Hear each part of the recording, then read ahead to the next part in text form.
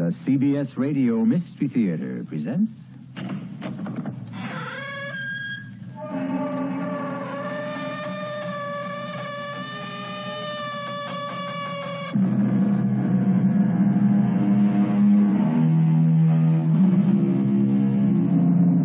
Come in. Welcome. I'm E.G. Marshall. Today, the third installment of the legend of Alexander the Great. Part of the mystery of searching a life that changed the face of Asia and Europe 2,300 years ago is the detective work needed to fit the puzzle together. Fortunately, we have such excellent reporters as Plutarch, the orator Demosthenes, who spoke at the time, and Aristotle, who taught at the time. All predict that the world would never be the same again. Alexander proved it. Alexander, I know how deeply you feel your father's death. Don't pretend, Cleopatra. He didn't die in his bed of old age. He was cut down by an assassin. Stop it. I was here when it happened. You weren't. I know that. Was it interesting to see my father murdered by your lover? That's not true. It's not.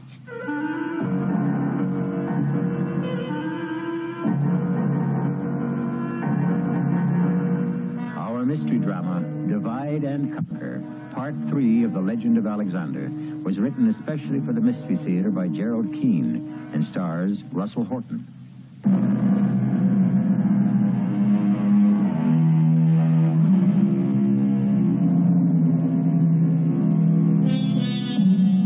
Philip of Macedon has just been stabbed to death. His 20-year-old son, Alexander, becomes king. All his life, Alexander has tried to mold himself into the likeness of his father, but he could not. The young Alexander was always serious. Whatever he undertook, it was without a smile. In his heart, however, he longed to be the reckless, life-loving super soldier his father was. Now that he's no more, Mother, do you think about him? How often do you think about Father? What a question, Alexander. How often? There's only been 2 days. The funeral rites haven't yet been performed. Only 2 days dead, is that all? I thought it was 2 centuries. Every hour stretched for me into an eternity of pain. My dear boy. My dear son. Alexander, you are a king now. Yes. I almost forgot. I won't set much of an example if I'm as maudlin as a woman. It will pass, son. Everything does. If I were more like him, I wouldn't feel this way. But I'm not. I don't have his sense of humor, his ability to enjoy life. Your father enjoyed it too much. Mother, do you remember Strabo, the barber who used to come to court and cut Father's hair and trim his beard? That little man who talked so much. Yes. Well, one time he was here chatting away, and he said to Father, "How would you like your hair cut, King Philip?" And Father answered, "In silence." He was a witty man. I'll miss him in so many ways. Yes. Your father knew how to put people down. And build them up. He'd single out the archer whose arrow reached an enemy's heart at the greatest distance. Or he'd congratulate the man who wound the twine of our strongest catapult. Even the woodcarver who cut the spokes for the chariot wheels. I know. Any man dedicated to help Philip in war, he admired. And rewarded. And now it's my turn. Pick up where he left off. Either attack Athens or force them to their knees. How would he have done it? I thank Zeus. The Philip of Macedon you can never be. I know that. Everyone loved him. I'm thinking of him up there now on Mount Olympus talking to Zeus. You know what Father's probably saying? Alexander. You know, old man, my wife always said that you came down to Macedon one night and sired my son, Alexander. Tell me, Zeus, is there any truth in that? Alexander, that is sacrilegious. If that's what you call emulating your father's wit and sense of humor, you've got a long way to go. Mother, you know that was always a touchy point with him. And as for humor, if Father were here today, he'd ask his arch-enemy Demosthenes to come up from Athens and speak the funeral oration. He would not. Who could do it better? But I wouldn't give that Athenian the satisfaction of knowing Father was dead. Let him wait until the whole world knows Philip has left Macedon forever.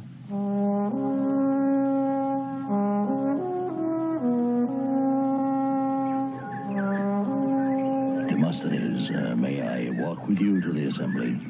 Well, by all means, Senator Jason. I am concerned that we have had no word from Philip of Macedon. What kind of word were you expecting? Well, we've told him that Athens wants no part of his league, nor will we lend support or men for his so-called conquest of Asia. King Philip is not the kind of man to take a snub lightly. I know that, Jason. But Philip is no sandstorm that will eventually blow away. All is lost. That's what you're saying, isn't it? Don't be fearful. Alarmed, yes, but terror stops a man in his tracks. Are you going to keep prodding and warning the assembly? How long can I do it? When will they move? When necessity arises. It's the lull before the storm. How many at the assembly today? Oh, good 500. It's crowded to the pillars. Every seat is taken. I must get them to move. You know, when I first started practicing law, Jason, the Athenians were keen-witted and passionate. Today, the young blades have become dull, the lean and hungry, fat and overfed. Well, Demosthenes, I'll leave you here at the assembly door and go around and find my seat. May Apollo smile upon you. I don't mind his smiles, Jason. But I wouldn't like Apollo to laugh out loud.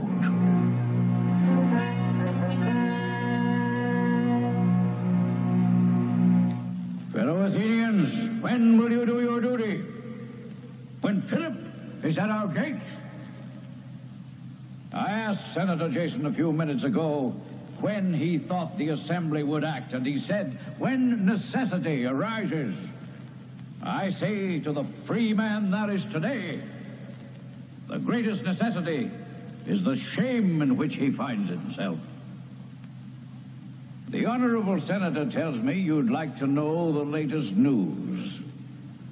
What greater news could there be than that a man of Macedon is arming himself to the teeth to defeat Athenian troops? Demosthenes. Excuse me? Demosthenes, news from Macedonia.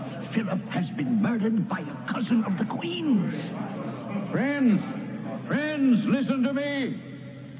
The news is King Philip is dead. But he is not dead in you, fellow citizens. You will speedily create another Philip, because that is the way you conduct your business. For it was not his own energy that exalted him as much as your neglect. Philip is dead. I ask for respectful quiet. The man was formidable. He deserves our respect. Your cries reveal your ignorance. Yes, Philip is dead, but the ranks of the Macedonian army has only been thinned by one man. The king is dead, but Macedon has only lost one soldier. Not even that.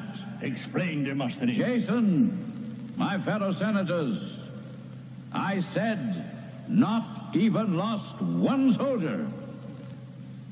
For another has sprung up in his place. We now have Alexander, his son, to contend with. Mother? Yes, Alexander. I've spent some weeks and have done some investigating. Of what? The cause of Father's death. Now, I know the guards cut the man down when he was hardly out of the door. Well, isn't that enough for you?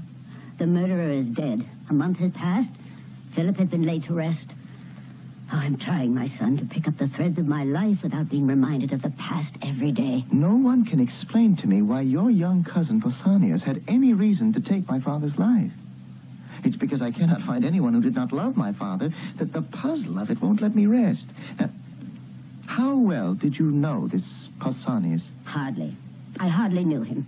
When did you see him last? I can't possibly remember. It was so long ago. What could get into a young man, of royal blood, no less, to compel him to kill a king? It's not such a mystery, Alexander. It was very late at night, and your father surprised him in Cleopatra's bedchamber. What does she say? Oh, I don't know. I've been putting off questioning her. She seems so grief-stricken. She has a baby boy to console her. I think you should ask Cleopatra what she knows. Well, perhaps she has an answer. Of course she does. When was she aware Pausanias was in her bedchamber?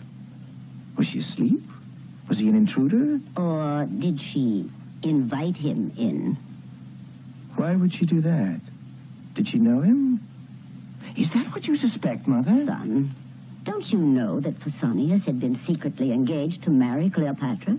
And they were waiting 2 years for her to become 19? Engaged? No. Which was broken off when your father used the king's prerogative to marry a second time. Then, say that again. Pausanias was engaged to marry Cleopatra? Yes. You didn't know that? No one ever told me. But why is that important? 1 whole month has passed since father was murdered by your cousin, and you never told me they even knew each other? Of course it's important. But, Alexander, how could I tell you anything? You've gone into training with your army. Who sees you but your troops? And I don't know why this sudden interest in war. Mother, I am my father's son. My father's army is my right arm, and I am theirs. I am not saying what you're doing isn't important to the life of our country. I'm trying to explain why you knew nothing about Pausanias and Cleopatra. If it was secret, how did you know? Because he was my cousin. And when your father decided to marry her, Pausanias told me everything. I told him there was nothing I could do. Your father wanted the girl. He should accept it. Mother, is there something else you're trying to say to me? Only what you hear. I'm not hiding anything. I simply cannot close my eyes to a girl married to a king who entertains a former sweetheart in her bedchamber. No, not Cleopatra. It's not possible. I know her. Then why was Pausanias there? You visited me tonight to tell me you wished to find out why your father was murdered. It wouldn't be the first time in Athens a husband surprised a lover and was killed as a result. Is that what you believe? Oh, what a child you are, Alexander. No, never anything like that. I assumed he was an intruder who was caught stealing and attacked the king with his dagger. I quote you the words of Homer. There are none so blind as those who refuse to see. Stop talking to me as to a child. You won't face the truth. You're right, Mother. What other explanation is there? It's too late to bring my father back to Macedon from Mount Olympus. But it is not too late to make certain both murderers pay for their deed. Both? Cleopatra is equally guilty. So, you believe that now? By Apollo and my father's sacred sword, I do. Cleopatra has a lot to answer for. Pausanias is his name. Yes, it is. He was no stranger to her. What are you going to do? Make certain the truth is no stranger to me.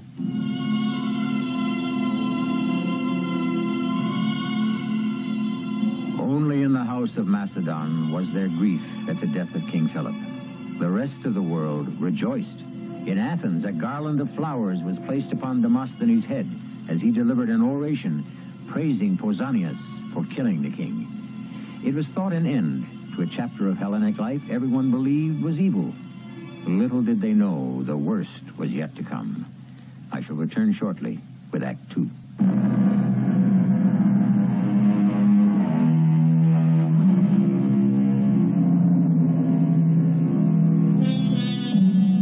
Alexander, the boy king, solemnized his 20th birthday after his father was interred. But he had little to celebrate. Most of his life so far, he had been torn between mother and father. But it was towards his father, the king, the extraordinary military man, that Alexander's true affection lay, which is why he was driven to discover the truth of his father's death.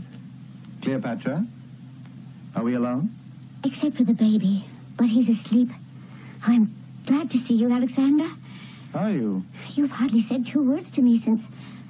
Since what? Did the words stick in your throat? Since the death of my father, your husband? Oh, I beg your pardon. Not the death, but the murder of your husband. I thought you came here to... What did you think, Cleopatra? Say it. I don't understand you, Alexander. Cleopatra, did you know my father at all? Was it all a game to you? How could you do it? Alexander, if this is why you came here, I ask you to leave. My baby is in the next chamber. If he wakes up, How is your son? Well, my father had 2 sons by 2 women. One of them, at least, should be well and happy. Oh, Alexander, I know how deeply you feel your father's death. Don't speak of it as if he died in his bed of old age. He was cut down by an assassin. Yes, I feel it deeply. Why? Don't you? Stop it. I was here when it happened. You were not. I know that. Was it interesting to see my father murdered by your lover? What did you say? I repeat it. You saw my father murdered by your lover. Lover? We were engaged to be married long before I ever met Philip. Pausanias was no lover of mine. I had no lover. Why don't you believe me? I do, Cleopatra. I'm sorry. I spoke without knowledge. Who told you such a story? Someone. Do I ask too much to know from whom you heard it? My mother told me he was your lover. Why did she say that? It's not true.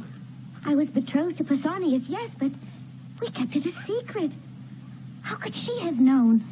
And to make up such a vile story. He was my mother's cousin. He must have told her when my father decided to marry you. It's all too much. Your mother, you, a story that reeks of lies. Alexander, you don't know what happened that night. You couldn't begin to imagine the horror of it. My good, sweet friend, Pausanias, visited me. We were children together. And then, suddenly, Philip comes into my room making horrible accusations. My baby is crying. I go to him. I lift him up to comfort him. And Philip goes mad. He beats me and my baby about the face. Of course, then, I mean, how could Pausanias stand there and do nothing? My dearest, only friend, Pausanias. It was too much to watch me, the baby. And so he stabbed my father. To defend me, to protect the baby. We were beaten. Do you understand? And what happened afterward when my father lay there in his own blood? He said, Pausanias said, it was the will of the gods. The gods willed him to murder? That's what he said. I didn't know what he meant. And then he ran from my chamber. He didn't get very far, did he? They chopped him to pieces with their sword. Oh, let me alone. I hate all of you. Cleopatra, I'm going now. If I ever suspected you had anything to do with this, I ask you to forgive me. It's yourself you have to forgive, Alexander. I hope you can.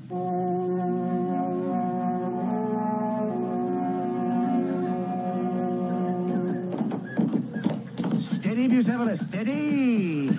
Has Captain Cyrus arrived yet? Alexander! Alexander!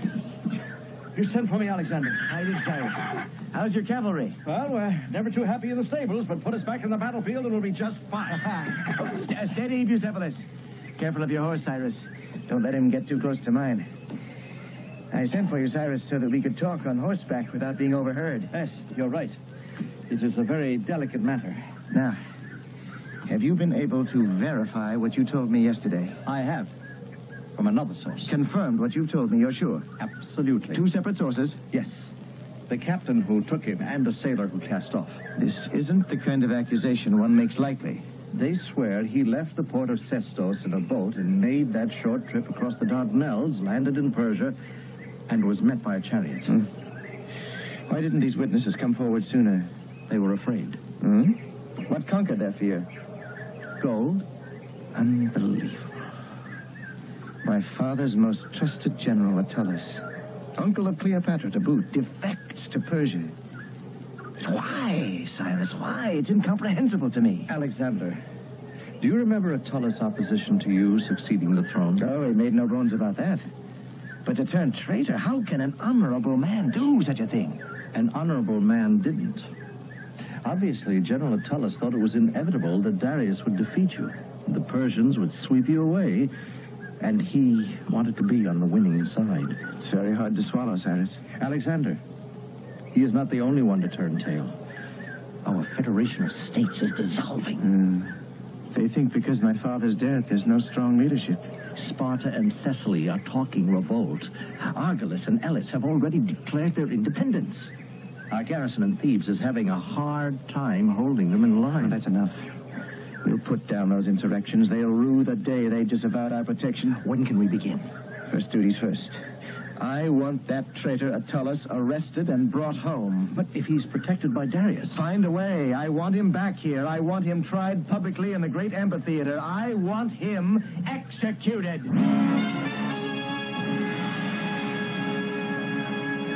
Attalus? Is that all you have to say in your defense? I have nothing to say. Nothing, he says, this great general. Old friend of my father's. New enemy of his homeland. Do you plead guilty? Do you plead innocent? What were you doing in Persepolis when our rescue mission found you? No answer. I'll answer for you. You were in one of the rooms they gave you in that Persian palace, studying a war map you'd stolen from our army, planning how to help the Persians ward off my attack. Isn't that so? Answer, Attalus! I have nothing to say. Attalus, your crime is rank.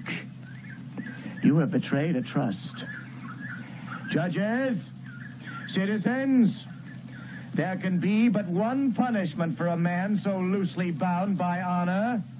A man whose hands are unclean, whose arms have embraced the enemy, whose legs have run as fast as they could carry him. Citizens, he has no further use for the limbs and the body he was born with.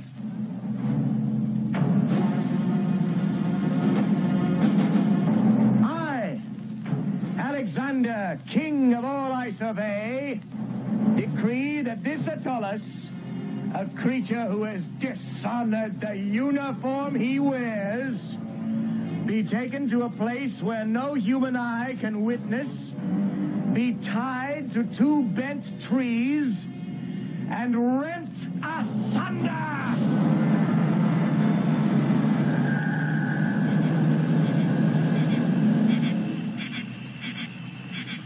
Cyrus, what do you estimate is the strength of the army of Thessaly? 50,000. Good. Our 10,000 archers need only use 5 arrows apiece. If we could get them over to the enemy encampment. Do you see the reflection in the sky of their campfires? They're on the second mountain range facing the Gulf of Salonika. I'll never get my cavalry across those ravines. Never say never, Cyrus. We can move our 30,000 troops, traveling single file in 2 nights. Single file? Yes.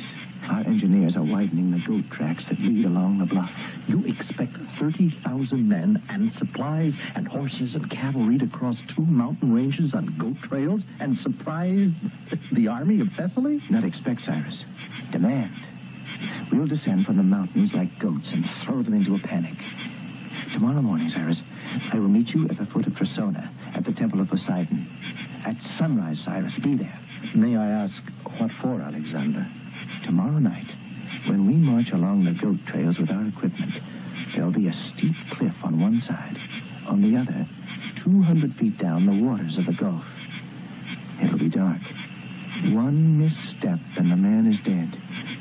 Therefore, in the morning, you and I offer prayers and gold to our god of the sea, Poseidon, to keep our men from harm.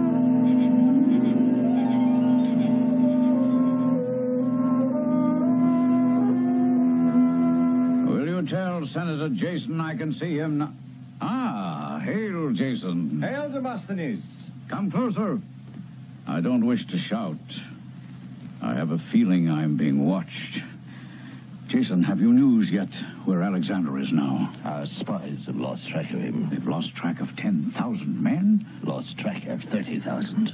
All we know is they were heading for Thessaly and moving very quickly along the cliffs facing the Gulf of Salonika. 30,000 men can't disappear into the mountains. This Alexander plays war games differently from his father. We could always find him on an open field. Well, if he takes Thessaly, he'll then go on to Thebes. And Thebes is only 2 nights' march from here. Oh, you don't have to convince me he's dangerous. I must go. I'll keep you posted. Don't fail me, Jason. The Assembly regards me as an expert on Alexander. But I'm anything but that. Demosthenes, who is?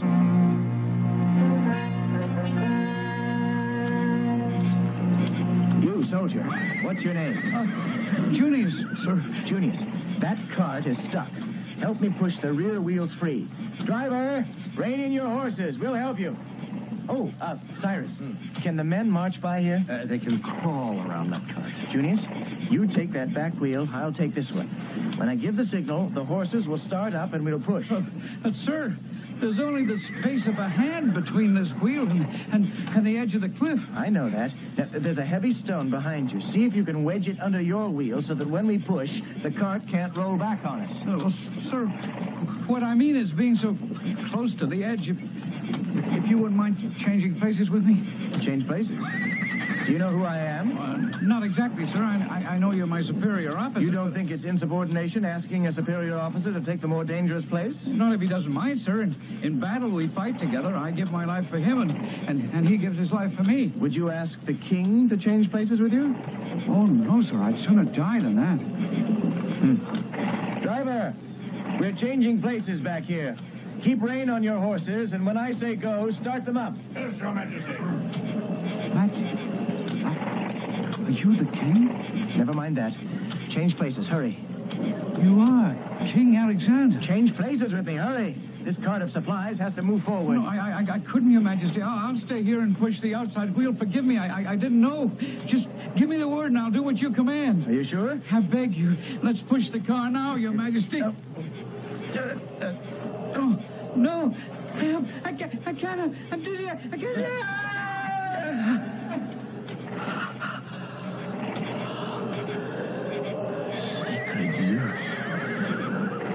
That poor soldier. May Poseidon grant him a safe journey to meet his ancestors.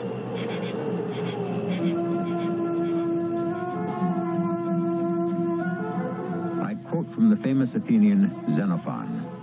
On campaign, the general must show he can bear better than his men the heat of the sun in summer, the cold in winter, and hardship on a difficult march. All those things go to make him loved by those he leads. Unquote. It's not unlikely that young Alexander the Great read and studied those words. We now see how he acted on them. I shall return shortly with Act 3.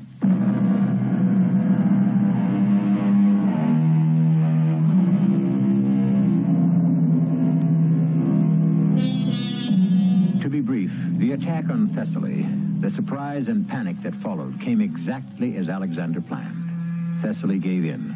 The Macedonian army moved swiftly south through the pass at Thermopylae, just as Philip had done, and a day later was encamped under the very walls of the fortified city of Thebes. In Athens, hair stood on end, and blood ran cold. What did I tell you, fellow Athenians? Did I not warn you? Alexander is today a 2-day march from our walls. With a dozen siege towers and battering rams, he can break down our gates. Senator Jason, you wish the floor? Demosthenes, surely our army is large enough to hold him off. Senator, you are too young to remember how his father fought. League upon league of foot soldiers, bearing spears in marching phalanx, a solid block of death, the most frightening sight in the world. It has routed many an army. I appeal to the senators. Perhaps there is still time to make peace.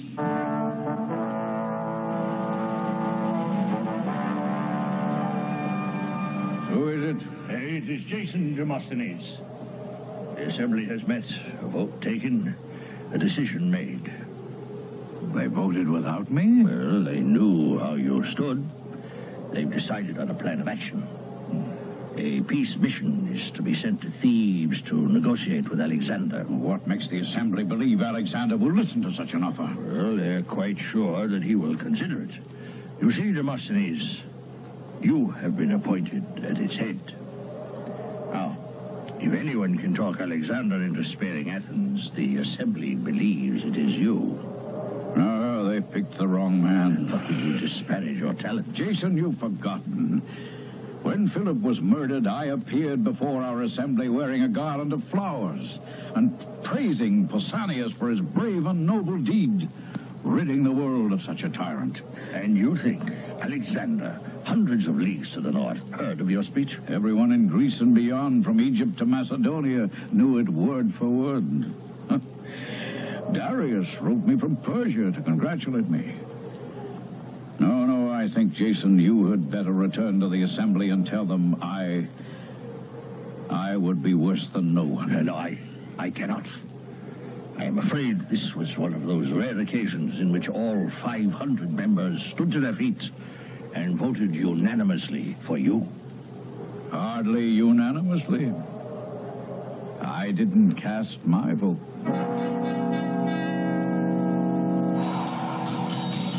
Men of Macedon, I expect all to be in readiness for our attack upon Thebes by the time the cock crows. I will move among you wherever I can be useful. You! Lusolek! Yes. Let me feel the edge of that sword you're sharpening. No, not nearly smooth enough. It must be able to cut through leather. This side is rough, feel it? You there! Supplies! Let me have a look in those amphora. Why, these jars are half filled with water. Sloppiness and laziness will have none of that. Now, I know a half-filled jar is lighter to carry. Cyrus! Is that you over there? Come here. Yes, sir. Soldier, our men need all the water we can bring to them, not less. Cyrus, yes. Take this man in chains and have him left behind our lines to die. Yes, Alexander. Put it over here. You, Rapilius, fill these amphora to the top. Men's lives depend upon supplies. I don't want anyone to forget that. Ah, yes, this catapult rope looks well braided and strong. Nice work, Pius Homerus. Give it another twist. Now, let me feel that rope. Good. It's not straining. We ought to be able to heave some fine, heavy boulders at Thebes with this. Oh, better yet. Hey, what say you, Pius Homerus? A cauldron of burning pitch. We'll make it hot for them. You there, Crates, make sure that bronze prow is riveted solid to the front of the battering ram. Give me your hammer. I'll show you the way to drive the nails in solidly. Not short jabs, Crates, but this way. Slow, strong, even blows. Here's your hammer. I shall be around camp again in 3 hours, and I expect our war machine in complete readiness.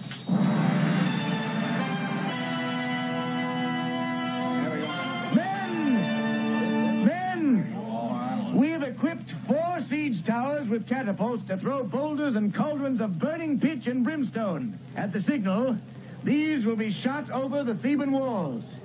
Their army, I expect, will retaliate with flaming arrows to set our platforms on fire. Our second assault will be troops under command of Generals Ismenus and Simon.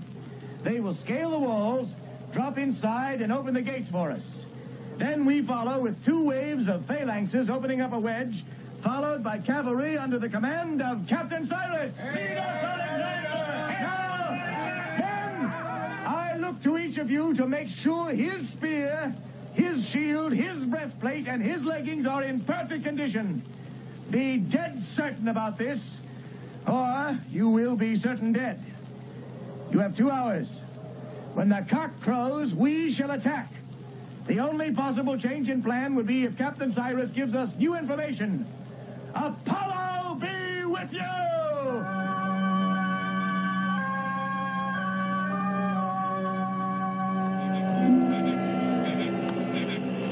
You there! You on that black horse in the white robe. What are you doing riding about here at night? Speak or I'll run you through! Who is that? Cyrus of Macedonia, captain of Alexander's cavalry. Now stand and identify yourself. I am Demosthenes, the Greek. Speak louder, I can't hear you.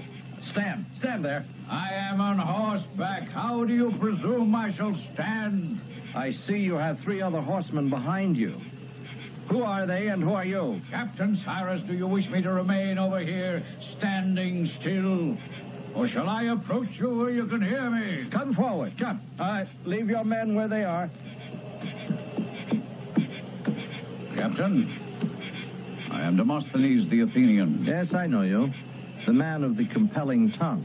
We have traveled from Athens to greet King Alexander. Very good of you. But he is in the midst of battle. We have come on a mission of peace. Demosthenes, this is no time for peace. In a few hours, we are attacking Thebes. Oh, I disagree. There is always time for peace. Will you take us to Alexander? I will not. Oh, come now, dear cavalry captain. Be not so foolish. A truce with Athens will be of great advantage. That may be. But today, the outstretched hand is furthest from our thoughts. Now, go home, Demosthenes, and come back some other time. I must see Alexander now, today. You have had your little game, and it is over. I remember now where we met before. Yes, I accompanied King Philip when he and Alexander came to see you in Athens. My answer may not be as silver-tongued, but it is no, nevertheless. What if I go my own way with my emissaries and seek out the king myself? How much do you value your life? Athenians had their chance to make peace with King Philip and threw it away. Well, we were hasty. Yes, and you were proud, defiant, and stupid. Where King Philip would have met you halfway, Alexander will not. I know why Athens is so anxious for peace. Because we speak the same language. Nonsense. Because we are a 2-day march from you, and there is just a possibility Alexander will swallow Athens whole. Is Alexander so hungry that he would devour all of Greece? Not all. Only its choicest parts. Now tell your government to prepare itself. It is only a matter of selecting the time and the meal, but Alexander will assuredly eat all of you alive or dead.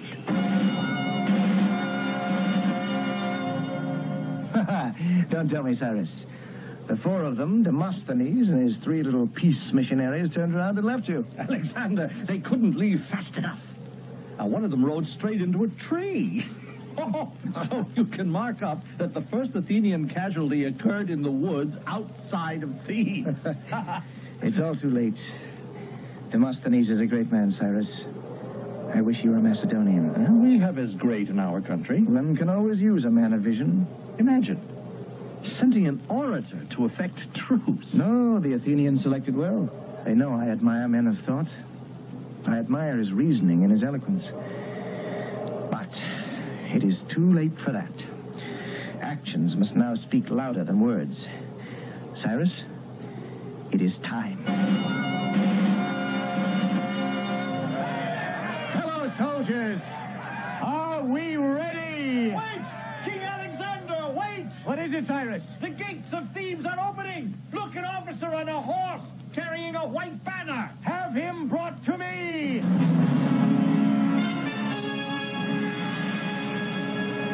Hail, Alexander. Hail to you, General. It's an honor to welcome you to my tent. You are the chief of staff of the Theban army, am I correct? Our government has instructed me that surrender is the only course left to us. A sensible realization. A battle against a walled city is not a battle a soldier enjoys fighting. Thebes was the first city-state to revolt after my father's death. I'm glad it's the first to recognize the error. King Alexander, I lay this banner at your feet to formally tell you Thebes will rejoin your confederation. The troops may be disappointed you don't wish to defend yourselves, but that's the game of war. You like war, Your Majesty. General, I enjoy it. Too bad. You may enjoy less of it now that we have surrendered. All other city-states will do the same. They'll say if Thebes capitulates, we had better also. And will Athens? They do much talking there. I'm not sure about their fighting. Well then, General, you believe that all the Greek city-states will fall into line and join me so that together we can challenge Darius of Persia? I do believe that. Your opinion could make a man quite conceited. How do all those city-states know I can wage war and win? Their only experience has been with my father. He subdued them. They will come to realize it, King Alexander, as we have. And I'm only beginning. Do you know? I've just turned 21. Your Majesty, let me take the wind out of your sails before conceit capsizes you. You have courage, and you know the art of how to divide and conquer, but you have much to learn. So speaks the commander-in-chief of a capsized country. Why did you bring me this white banner if you were not afraid? King Alexander, it is not you we honor and fear. It is your soldiers.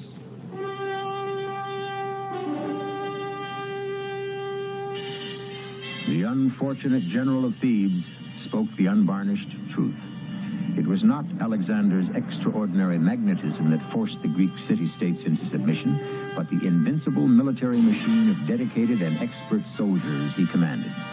As time went on, Alexander improvised, perfected, learned from experience. The day was not far off when he would be acknowledged as Alexander the Great Warrior.